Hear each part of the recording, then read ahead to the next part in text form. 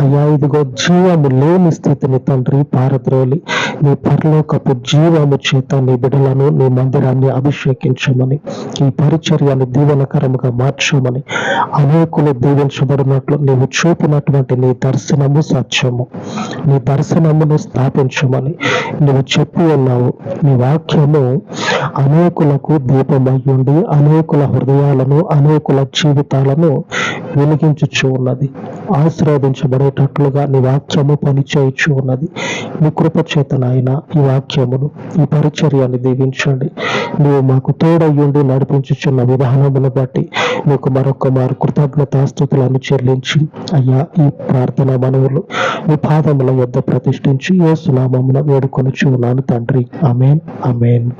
మన దేవుని కృప నిత్యము మనకు తోడయ్యుండును గాక. ఆమేన్, ఆమేన్.